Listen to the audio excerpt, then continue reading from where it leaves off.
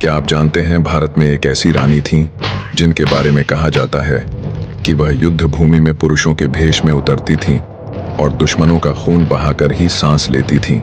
उनके सामने आने वाला शायद ही जिंदा लौट पाया हो। ये कहानी है बुंदेलखंड की वीरांगना रानी दुर्गावती की, जिन्हें दुश्मन रानी नहीं बल्कि राजा समझते थे। रानी दुर्गावती का जन्म 1524 में हुआ था। छोटी उम्र से ही शिकार करना, धनुष बाण चलाना और युद्ध कला सीखना उनकी पहचान बन चुकी थी। कहा जाता है कि वे हाथी पर चढ़कर बाघ का शिकार करती थीं। लोग उन्हें शेरनी कहकर पुकारते थे। जब वे गढ़मंडला की रानी बनी तो दरबारियों ने उन्हें पीछे हटाने की कोशिश की, लेकिन दुर्गावती ने पुरुषों की तरह दरबार संभाला, कवच धारण किया और तलवार थामी। यहाँ तक कि कहा जाता है कि वे सैनिकों की तरह दाढ़ी मूंछ लगाकर सेना में जाती थी ताकि उनके साथियों को बराबरी का एहसास हो। लोक कथाओं में यह भी कहा जाता है कि जब वे युद्ध से लौटती तो अपने सैनिकों की परीक्षा लेने के लिए उन्हें नकली द्वंद्व युद्ध कराती थीं।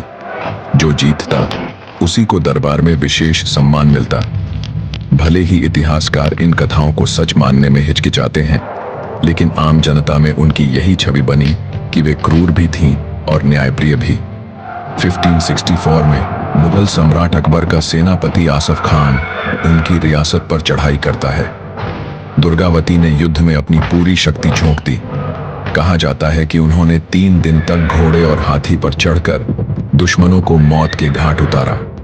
लेकिन जब हार निश्चित हो गई तो उन्होंने बंदी बनने के बजाय अपनी ही खंजर से आत्म बलिदान कर दिया। कुछ कहानियां बताती हैं कि उनकी मृत्यु के बाद उनकी आत्मा गढ़मंडला की पहाड़ियों में घूमती रही और सैनिकों को साहस देती रही। सच्चाई चाहे जो हो, लेकिन आज भी बुंदेलखंड में उन्हें देवी की तरह पूजा जाता है।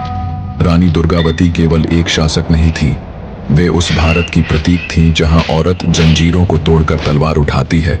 उनके बारे में कुछ तथ्य सटीक हैं, कुछ अतिशयोक्तियां, लेकिन यही मिश्रण उन्हें कहानी से ज्यादा एक किंवदंती बनाता है।